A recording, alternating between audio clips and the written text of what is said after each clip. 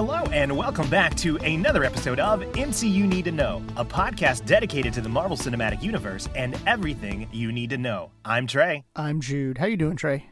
I'm doing pretty good. We got lucky last week that we were able to jump an episode ahead to discuss some current Marvel news, and we're in time again for some more Marvel casting news. It seems like they're coming in waves right now. Right? It seems like for so long we were in a drought and everything is just kind of like slowly trickling out. Yeah, although I do find it fascinating. I don't know which meme it was, but it was this whole bit of like, we're going to give you WandaVision trailer in the 2020 and then shortly thereafter put Black Widow at May.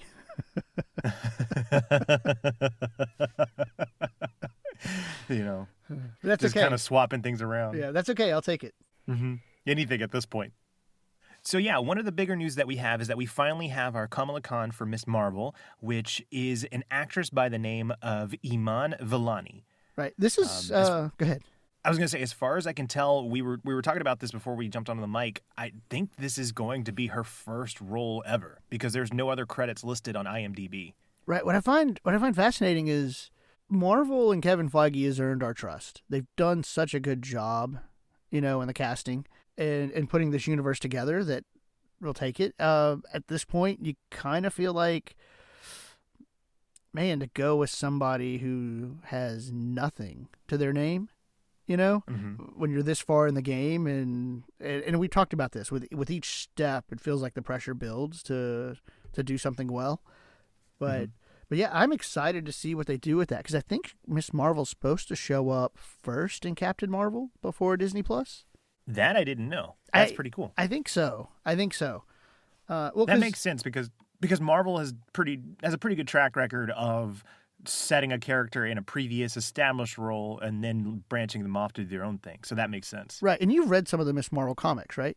I have. Yeah, that's actually the most amount of comics that I've read overall. Yeah, and so I was going to say it also makes sense just from the standpoint of how much Kamala Khan idolizes Carol Danvers. Mm-hmm.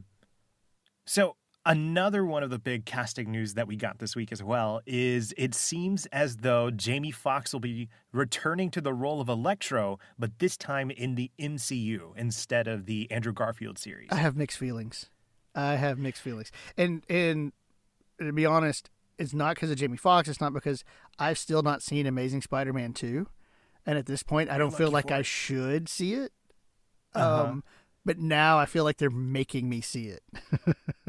Well, I think I can assuage your fears a little bit because, and again, I know I'm riding the Andrew Garfield Spider-Man's pretty hard. They have some cool qualities about them. I just didn't enjoy them overall. So I'm trying. Right. I don't want to lean too hard into that. Right.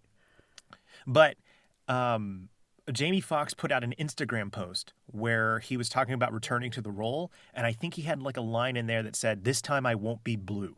So I think they are distancing the way that he was represented in The Amazing Spider-Man to what's going to be in the MCU. So I don't think it's going to be like just lifting him from one universe to the next. Yeah, and I guess that's just where I'm confused, and I'll just need to read it, and research a little bit more, and just see how it plays out. Is this like WandaVision is going to, and Doctor Strange, Multiverse of Madness, is this going to like open up this previous Sony and Fox worlds to the MCU and they're going to play with that? Or is he just reprising the role, but it's like, we liked you enough that we want you to do it again? Almost like what we said about Daredevil. Like, we want, Charlie Cox to be Matt Murdock again, but we're not going to, have anything to do with the previous stuff. I'm really curious of which way they go. I mean, it's almost kind of like I know it's only like a brief look, similar to what they did with J.K. Simmons, bringing him in as J. Jonah Jameson in Spider-Man. So, well, you know what? That doesn't mean it can't be the same J.K. That's the thing. That's why, Actually, yeah, I think I'm swinging back more to your point. This could be a merging of multiverses of the different Spider-Men. Yeah, so like I'm just, don't get me wrong, I loved Into the Spider-Verse. I love Spider-Man. I love to see it, a live action of it. I'd like to get Spider-Gwen in there and, some others beforehand, but, And don't we have Spider-Woman coming as well? This really could be. Yeah, I think you might be right. Maybe it's one of those red herrings where this is going to be this incarnation of Electro, but maybe that doesn't mean that they can't somehow bring in the Amazing Spider-Man one as well if things start to mix. Yeah. Yeah, man, I'm excited. Me too. So that's going to bring us to today's topic. One of the things we were talking about in here at the beginning is some of these casting choices. We've been lucky as Marvel fans how well these characters have been casted. Robert Downey Jr. is Tony Stark. Chris Evans is Steve Rogers. Like, the casting has been phenomenal, which a lot of that can be attributed to Sarah Finn.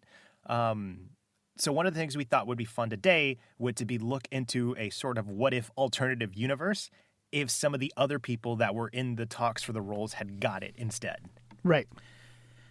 So I think the jumping off point that we're going to have is, I think, one that's pretty well known is Emily Blunt and John Krasinski. Yeah. Well, and I think that's a good jumping off point because so much of the fan casting for the longest time has had them as Reed and Sue Richards. Mm-hmm.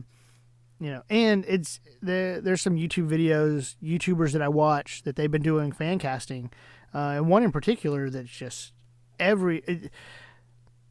almost every video he's done. He's been through the X-Men team. He's going through potential Marvel villains. I'm like, wow, he does such a good job with it. And when I watched his Fantastic Four video, I was thinking, okay, you're going to give me something different. And nope, it went right to those two. It's almost to this point where I think people have just taken it as fact that Emily Blunt and John Krasinski are going to be Sue and Reed Richards. Well, I think John Krasinski even kind of alluded to it in like his COVID YouTube videos or something that he was doing. Uh-huh. I don't remember exactly what it's called. I should, but like he even hinted at it, not, hey, I'm casted, but like he's aware that that's out there. Mm-hmm. The photoshopped of him as Reed Richards. It's always fun when actors kind of play a nod to it. Another famous example would be Donald Glover with the whole Spider-Man campaign. He leaned in heavily to that. That's cool to see that John Krasinski's doing the same. Well, and there's a number of times you see actors lobbying, for a part, mm-hmm. and kind of getting behind that. They're like, yeah, I would love to do that. So, as this jumping off point, we're singling out John Krasinski.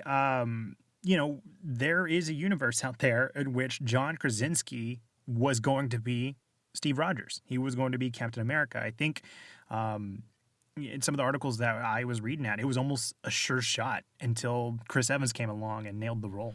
Right. One of the things I find interesting, now I want to say this up front. We have, the sources we researched out, and we're kind of doing this off of like John Krasinski and Emily Blunt is almost common knowledge for these two. Mm-hmm. Some others are interesting, and it's always hard to tell when you see these resources, which ones are actual and which ones not, and what's the actual story. So I just want to be upfront there, because one of the things I saw about John Krasinski was it kind of led us to believe that he didn't think he was right for the part after seeing Chris Hemsworth, like all ripped as Thor. And I don't know how accurate that is. Well, he was on a late night talk show recounting that story. So really? Okay. So yeah. Everything can be embellished as well. And I'm glad you brought up that point about how there are different sources. And the truth is, we're never really going to know the definitive truth. But we can always link to the articles that we were looking at. But as far as this case, if we want to take John Krasinski at his word, he talked about how like he saw Chris Hemsworth and then he was like, he was trying to put on the Captain America suit and he just did not feel like he embodied that role. Well, you know what I find fascinating about John Krasinski? Every time I hear him or see him, two things come to mind. And so like in my head, I have him typecast as whoever he plays in The Office.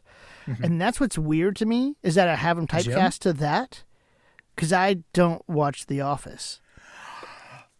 I was like, wait a minute, how does he not know Jim Halpert? I was waiting for this drop. I didn't know you didn't watch The Office. Right. So, like, I don't watch The Office, but so, like, can't figure out exactly why I have him in my mind typecast to that. But that's more, really... yeah, I think it's just more because I imagine him in a comedic role. Right. And it's so hard whenever an actor becomes known for that comedic role because, like you say, you typecast him in your mind. For me, it's always easy to see him as Jim Halpert, but we've seen so many instances where a comedic actor takes a dip into drama or more serious roles and they just nail it. I mean, look at Right. another one you don't like, Breaking Bad, with Bryan Cranston. He was in Malcolm in the Middle, very comedic character, and then probably, in my opinion, played one of the coolest characters in TV. You know what? I mean, in fairness to me, we don't have time, but to get into my thoughts on Breaking Bad, but I'm not a huge fan of it. I recognize why it's good. Mm-hmm. We got to do a spin-off episode of it. Yeah, I will say though, and then the flip side, Michael Pena, who played Luis in Ant-Man, mm-hmm. like leading up to that, he is known more for dramatic roles, mm-hmm. And that kind of acting, or at least my experience of him. And then you get him in Ant-Man, mm-hmm. which is a turn for him. Going back to this idea of typecasting, we talked about how it's hard not to see John Krasinski as Jim Halpert, but he's done some pretty action-heavy roles that I think he's kind of, because he played it smart. I don't think he jumped into anything super quickly after The Office. I think the biggest movie that he was in afterwards was 13 Hours, the Benghazi movie. He bulked up for that, and I took him seriously in that role. Like, I could see him as that character. I didn't see Jim Halpert. And then I think a more easier example to point to was The Quiet Place. Did you ever see that? You know what? I didn't see The Quiet Place. Where my head went to was Tom Clancy's Jack Ryan on Amazon Prime. I forgot he was in that. Yeah. Yeah. It's okay. I should watch A Quiet Place. You should not maybe watch Jack Ryan. Oh, man. Well, okay. You should. I have nothing to say about Jack Ryan, but you should definitely watch A Quiet Place. It's incredible. Yeah, that is something I want to see. No, in fairness to Jack Ryan, it's season 2 is not something you should watch. Season 1 is good. Okay. So, but even watching that, I say the other place I get my stereotype of, my typecasting of John Krasinski is seeing him on the show Lip Sync Battle, when he went head to head with Anna Kendrick. Uh-huh. And again, he was just so naturally funny. Mm-hmm. And you know what I mean? And on that show and his performance, it was just hard to imagine him, it's hard to imagine him giving that line of if you die, walk it off. Right. Yeah. kind of line, or the end of the about to do the time travel in-game speech, mm-hmm. Yeah, it's just hard to imagine him delivering those lines. Right. And, I'm kind of thinking of this because, the whole premise of our episode is what if, all these examples that we listed, we knew he had the comedic chops in him, obviously because of The Office. You were talking about the lip sync battle and how he was just incredibly naturally funny.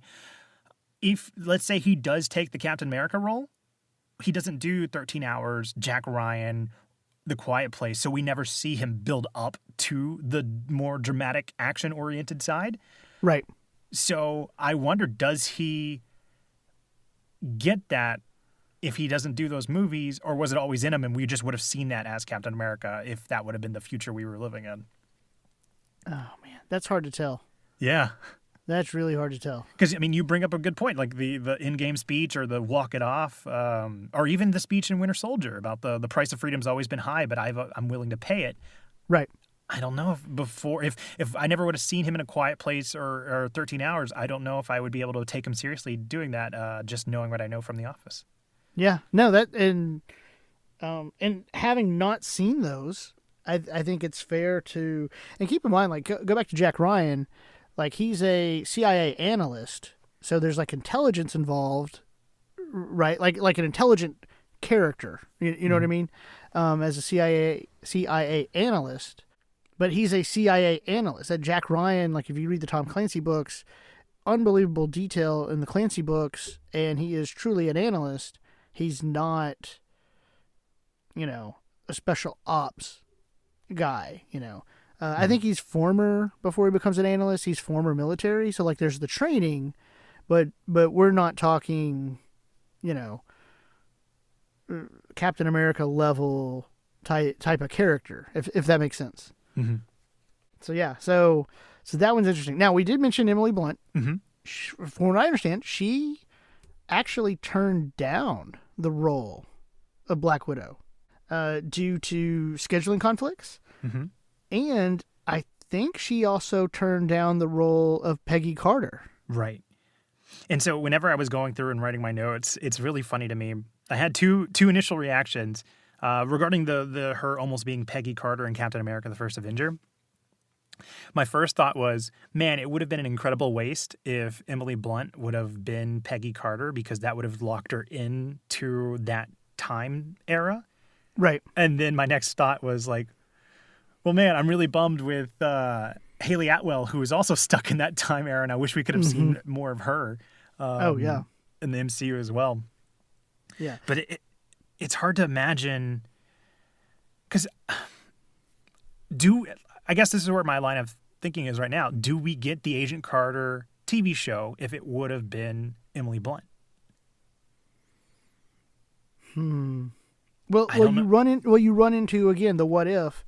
So just looking at it, like it was scheduling conflict. I think the scheduling conflict was what's the movie with Tom Cruise? Live, Die, Repeat, or Edge of Tomorrow, depending on. It's another Birds of Prey situation It's where they another kept Birds changing. of Prey. Yeah, but I think it was that one. Yeah. To be honest, I'm much more happy that she did that than potentially being in the MCU at that early. Yeah. So hang on. That was Edge of Tomorrow was 2014.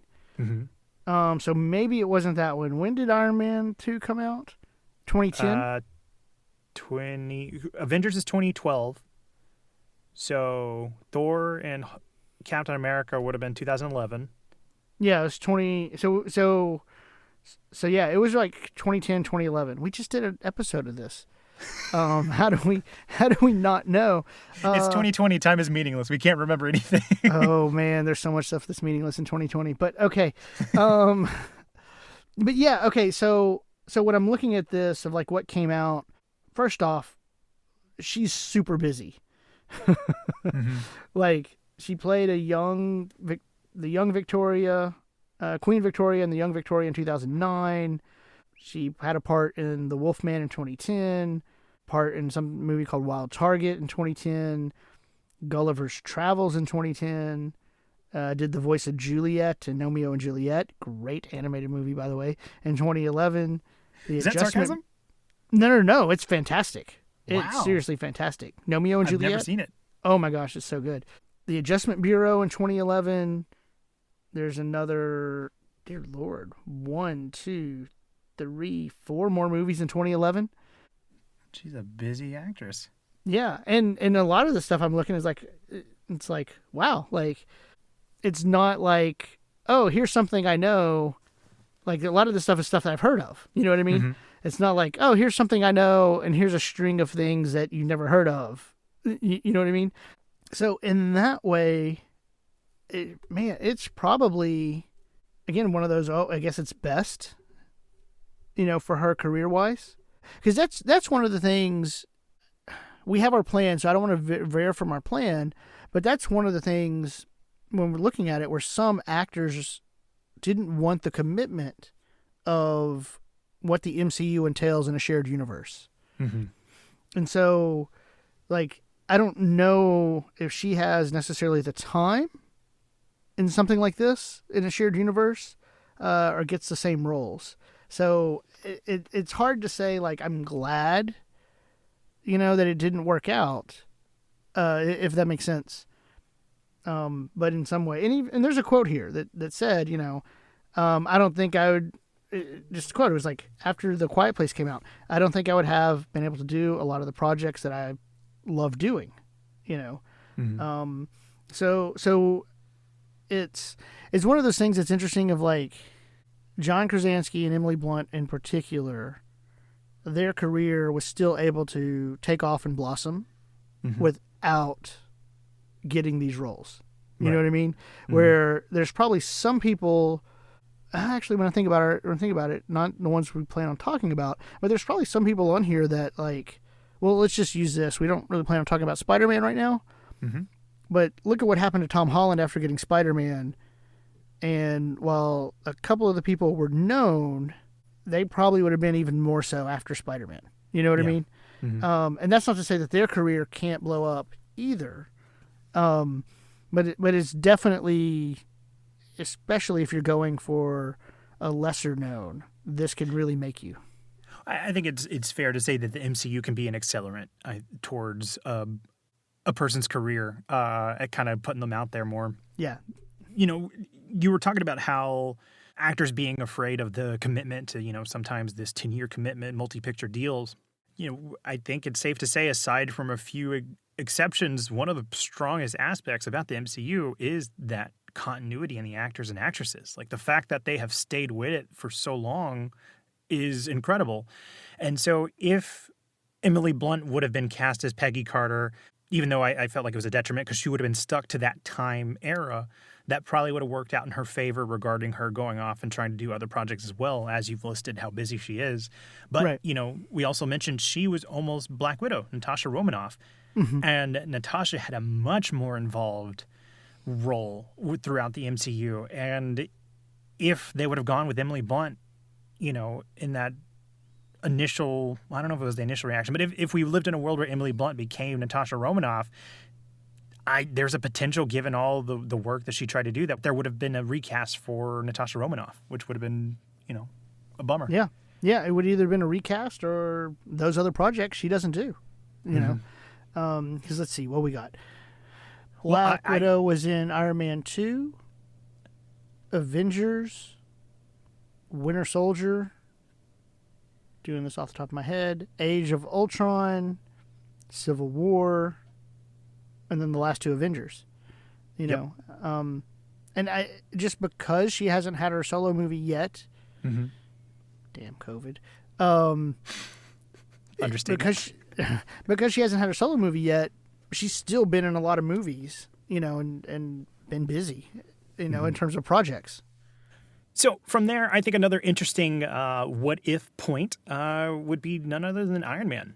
We've got a couple different actors that were in talks to be Iron Man, and, Tom Cruise and Sam Rockwell were among them. Right. I think Tom Cruise is the first one to mention. I remember, I say I remember. Now I'm trying to talk about it, and I don't remember. There's a magazine I used to get at Walmart, and I don't remember the name of the magazine, but it was something that had to do with, like, sci-fi, and in particular it talked about sci-fi TV shows, sci-fi movies, and in the back section there was always, like, this little write-up about stuff that's in development or in production or in post-production. So, like, I was able to kind of keep track of the things coming out. And for the longest time, in each issue, and, give you an idea, I'd go to Walmart once a week just to make sure I got this magazine. And each issue, in the back, they had a little box for Iron Man. And they always said in development, and it always had Tom Cruise's name next to it. So I think his name, and to give you an idea, we're talking 98, 99 year-wise. So his name was attached to it for a long time. I had no idea that Iron Man was in development that long, like from 98, 99. That's crazy to me to think about. Like, because I already mentioned how I was not interested in Iron Man when the first trailer dropped, but it's never occurred to me to think about, like, there was probably a long lead up to getting that movie off the ground. And that's just interesting to hear you contextualize that for me. Yeah. And so in that sense, like, for the longest time, and, a late teen Jude brain, it was Tom Cruise is going to be Iron Man, and so I was excited to see that movie finally get made, because it reached a point where, like, I'd stopped getting that magazine and so on and so forth. This is years later, and it's like having that memory of, like, man, so long I saw in development. And in some ways I was actually surprised that it was Robert Downey Jr. Because I had that memory of that magazine in my head. Yeah. It's interesting. I'm torn in kind of trying to visualize this alternative universe where Tom Cruise is Iron Man. Because I don't think I mean, I think it's fair to say that Tom Cruise is problematic, given some affiliations with Scientology and everything. But I'd be lying if I said I didn't enjoy his movies. His Mission Impossible movies, I lose Tom Cruise in those characters. Like, he just becomes somebody else. Like, I'm Right. just blown away. But for whatever reason, I just can't picture him as Tony Stark. Like, I know he probably would have nailed it. This is something I think that will be something we reference as we do more actors that could have been in these roles. There's just some nebulous reason for certain actors that just don't feel like they can mesh in a larger connected world. And for whatever reason, that's Tom Cruise for me. Like, I'm sure he would have been a great Tony Stark. I don't think he could have been a great Tony Stark in a world that's connected with other heroes. Oh yeah. Well, it's interesting because going back to what kind of the case I made with John Krasinski, I'm trying to imagine Tom Cruise delivering the line at the end of Iron Man 1, right? The first Iron Man, I am Iron Man. Mm-hmm. And I just don't see it. Mm-hmm. The line, yeah, I can fly. I'm like, no, I can see that one. So that's where there's conflict. Because I'm with you as well. Like, Mission Impossible movies are fun to watch. They're good. I would love to see the second Top Gun. I don't know what I saw 2 trailers for it, and I forgot that was coming out. yeah, right. Thank you, COVID. Goddamn. I know, but like, is this just a bashing COVID episode? I guess. I feel like it. But like, I loved that movie growing up. Excited to finally get a sequel, and it doesn't even have to be good. I'm gonna go see it anyways, kind of thing, just for nostalgia's sake. So yeah, I don't. So some lines I just don't see it. I mean, and your point of like the whole meshed universe, it takes a certain chemistry to make this work really well, and you get the sense that like even off screen that they enjoy each other. So in that way, and not to say Tom Cruise wouldn't enjoy each other, but let's be honest, like, Tom Cruise is a movie star. Mm-hmm. Right? Like, he is, I mean, not that Robert Downey Jr. isn't, but he had to kind of beg and plead a little bit to get, and Jon Favreau had to kind of fight for him to get him to be Iron Man, whereas Tom Cruise already was an A-list guy. Mm-hmm. And in that way, it's, and maybe I'm just projecting my perceptions, but it's just like, I don't know if you see him doing the same things Robert Downey Jr. did for Marvel all over the years. Mm-hmm. But maybe so. I mean, he's stuck with the Mission Impossible franchise, so maybe so. Yeah, I mean, when he's dedicated to a role, it takes a special kind of person to hang on to a side of a plane for a movie. So I feel like maybe there's a potential for him if he fell in love with MCU. Right. But, you were kind of bringing on this idea of how Robert Downey Jr., they had to like fight for him to be in the role. And we've even talked about it before. Like, I believe Terrence Howard was the highest paid actor on that movie.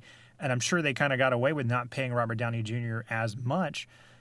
What the money they saved there goes into I don't know, this is me armchair quarterbacking, but I'm assuming some of that money gets put back into the movie with special effects and stuff like that. If you have someone like Tom Cruise who has a higher salary, does that movie still come out as good as it did? I mean, we praised how well it looked all these years later.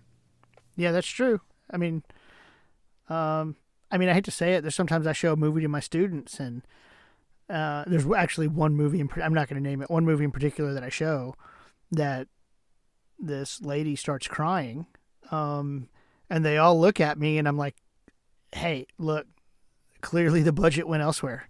After we're done recording, tell me what movie. Okay, I will. But yeah, but it's just like, you're like, oh my gosh. And it's weird because it's a good movie. Mm-hmm.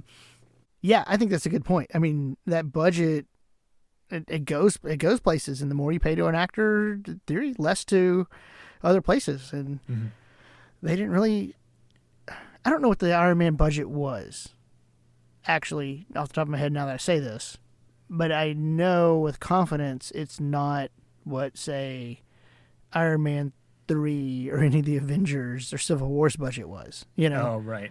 Yeah. Thinking of the other movies he was in. So. Mm-hmm. So shifting gears a little bit, staying with Iron Man, but going on to the other actor we talked about, Sam Rockwell was another one that was in the running to be Iron Man.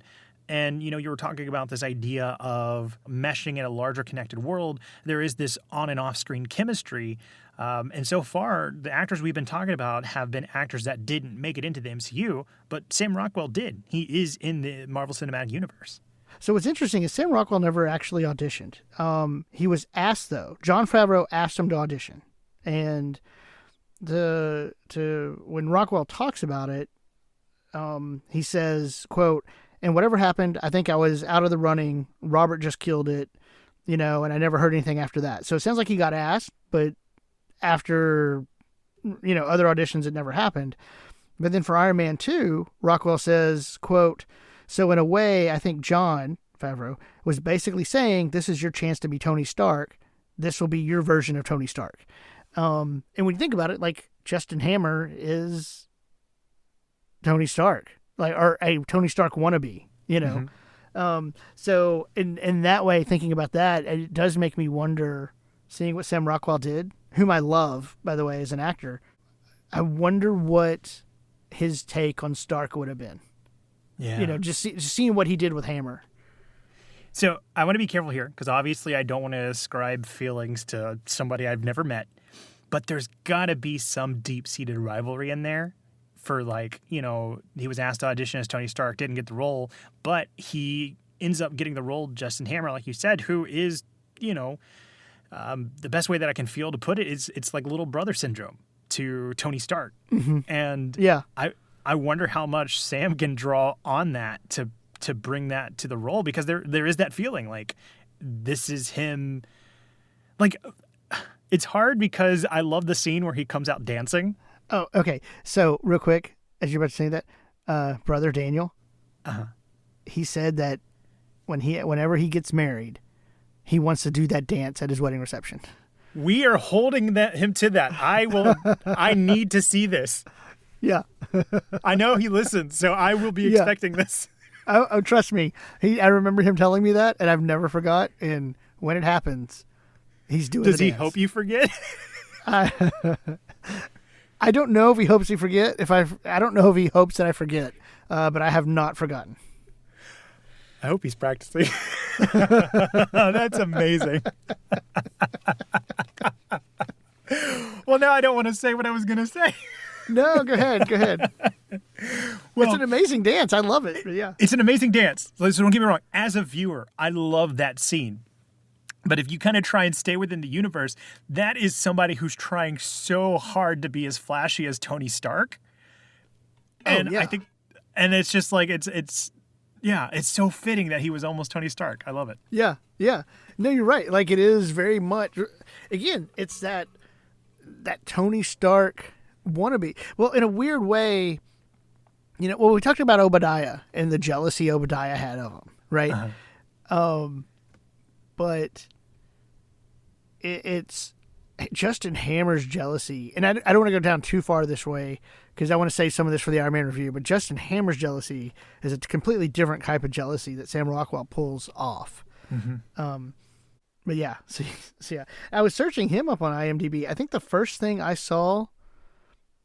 remember seeing Sam Rockwell in was Charlie's Angels.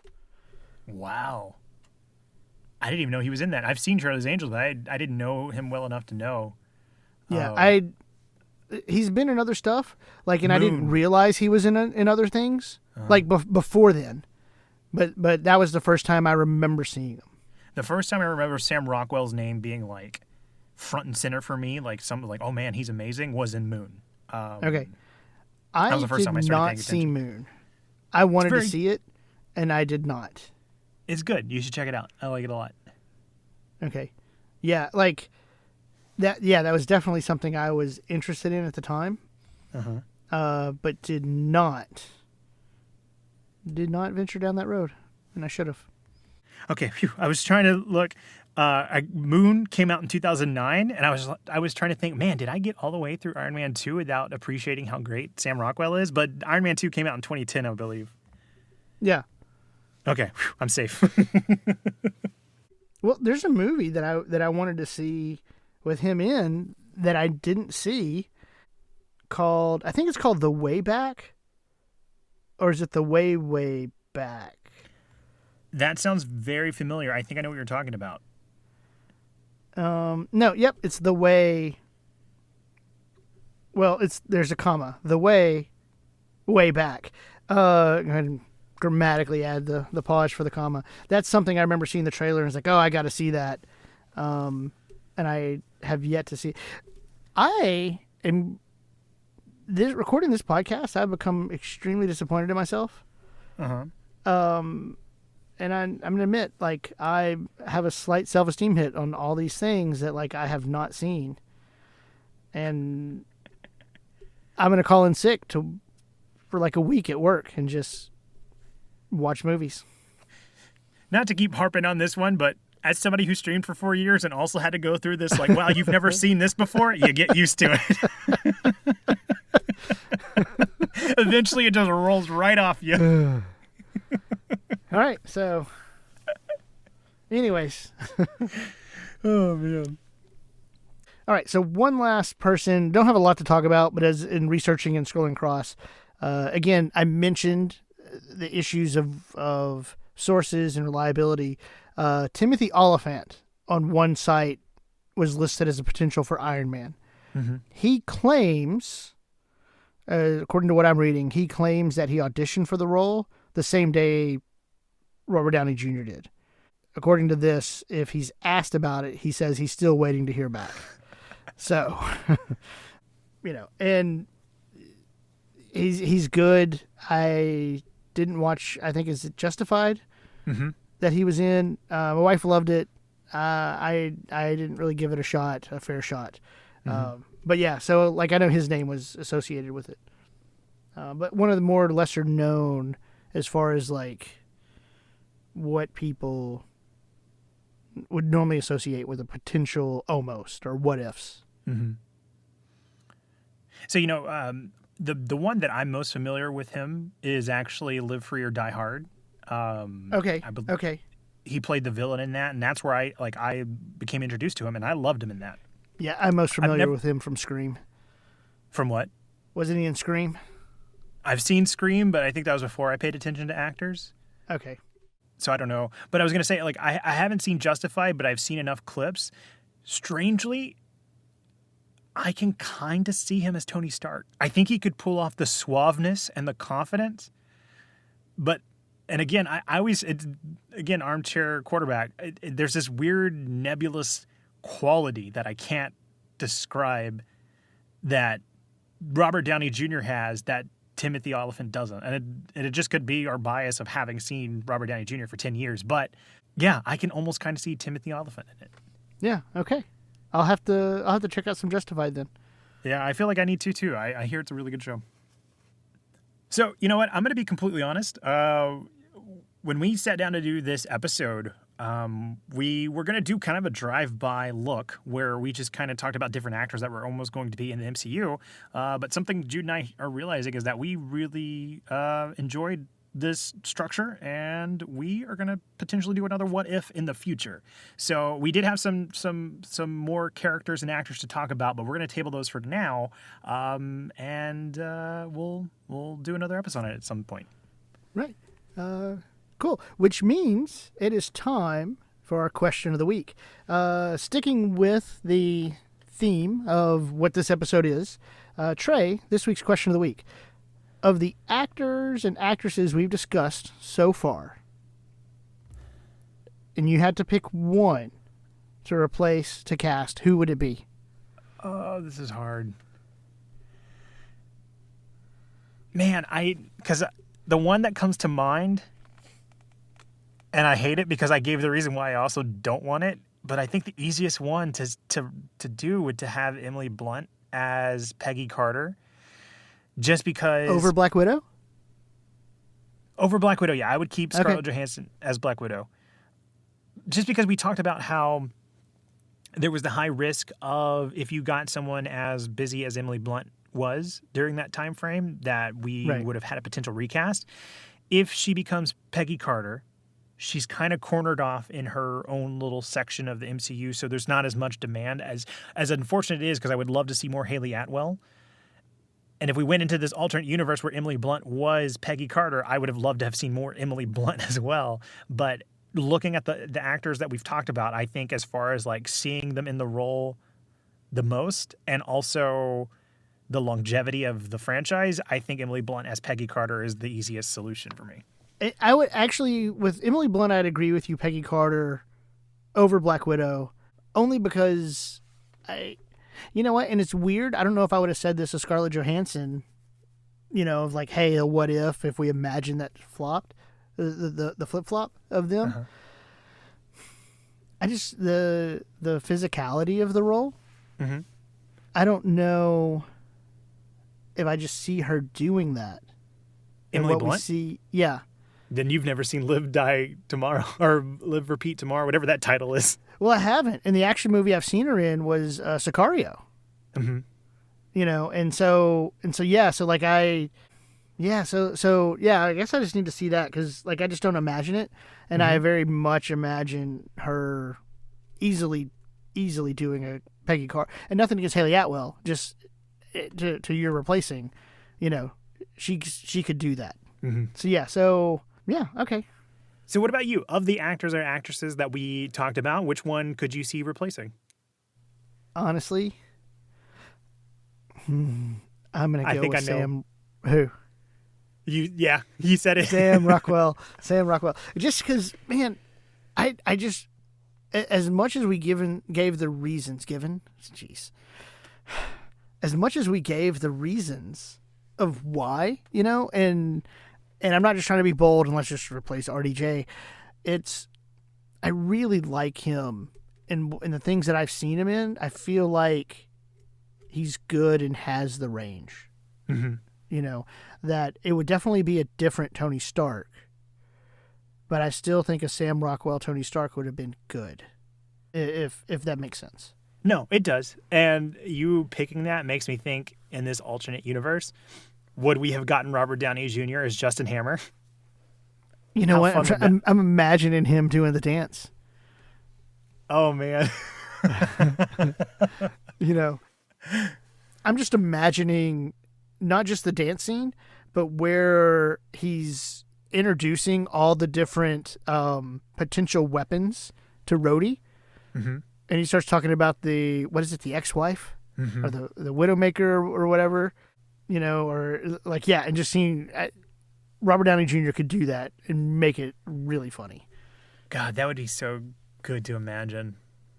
I know it always becomes like the like rallying cry, like, oh, just make a Disney Plus show. Which, now that I say that, they are making a Disney Plus What If. They are. I'm excited. I'm excited to come to get a chance to review that, the What Ifs. Yeah. But we have our own What Ifs, and we'll continue with other characters. Yeah. Like we said, we really had a lot of fun kind of theorizing and speculating on what could have been. And this episode definitely got away from us a little bit. So we are going to be doing more of these. I think this was really fun, and hopefully you all enjoyed it as well.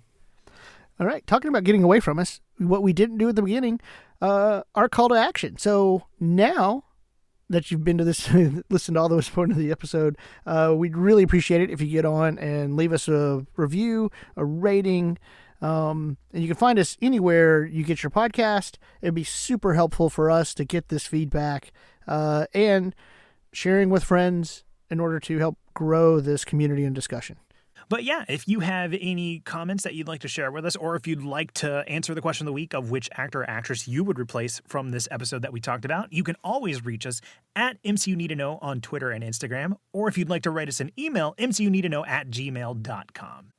We'd also like to give a special thanks to Nick Sandy for the use of our theme song, which is his rendition of the Avengers theme. He's got a lot of great original music that you can find at his SoundCloud, which is linked in the description. But yeah, that is going to do it. Thank you so much for listening, and thank you so much for doing this, Jude. Thank you, Trey. And we'll see you all next week.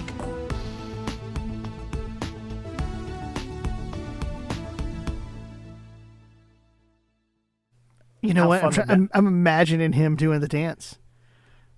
Oh man. You know, and I'm just imagining RDJ doing that dance and doing. Why am I calling him RDJ? Jeez, what? You're on Oh an my initial basis. gosh. In fairness, it's 8:30 and we've been talking, not recording, but we've been talking for 2 hours now. Yeah. And it's Friday. So let me start that over. Go for it. I don't remember where the clean cut was. Okay, so.